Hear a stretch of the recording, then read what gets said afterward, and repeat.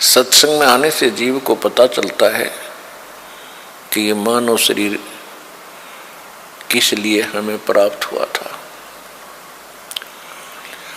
मात पिता मिल जावेंगे 184 माँ, सतगुरु सेवा और बंदगी बाई फेर मिलन की ना। परमात्मा हमें याद दिलाते हैं कि ये भोले प्राणी,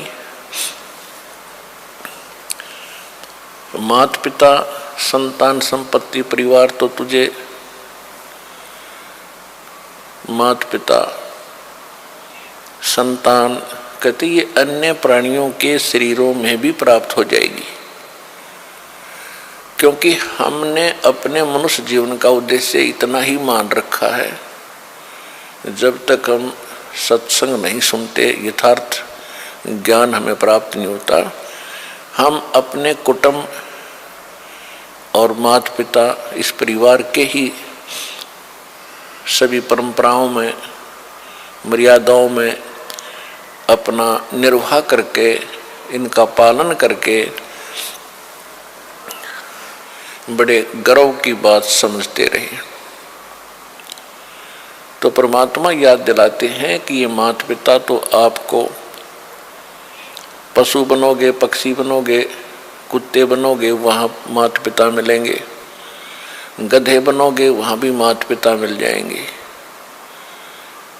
लेकिन मनुष्य जीवन के अंदर ही आप सतगुरु सेवा और भक्ति प्राप्त कर सकते हो। तो सत्संग में आने से प्राणी को ज्ञान होता है कि मनुष्य जीवन का उद्देश्य क्या है। कहते हैं सतगुरु के दरबार में जाइयो बारंबार, बोली वस्तु लखा देवे है सतगुरु दातार। जब तक हम सत्संग में नहीं आते, हम परमात्मा को भूल चुके होते हैं। कभी आपत्ति आती है तो हम याद कर लेते हैं, और जब आपत्ति टल जाती है तो हम केवल बकवाद याद करते हैं, जो मनुष्य जीवन का कोई उद्देश्य भी नहीं होता, वो विषय भी नहीं होता।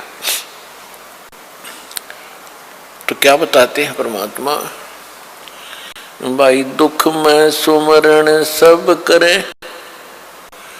सुख में करे ना कोई, जय सुख में सुमरण करे तो दुख कहूँ को होवे।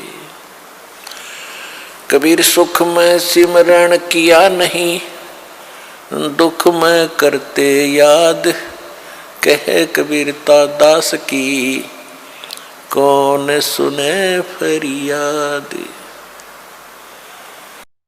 मानुष जन्म पाए कर जय नहीं रटे हरि नाम, जैसे कुआ जल बिना बनवाया क्या काम। मानुष जन्म दुर्लभ है ये मिले न बारंबार,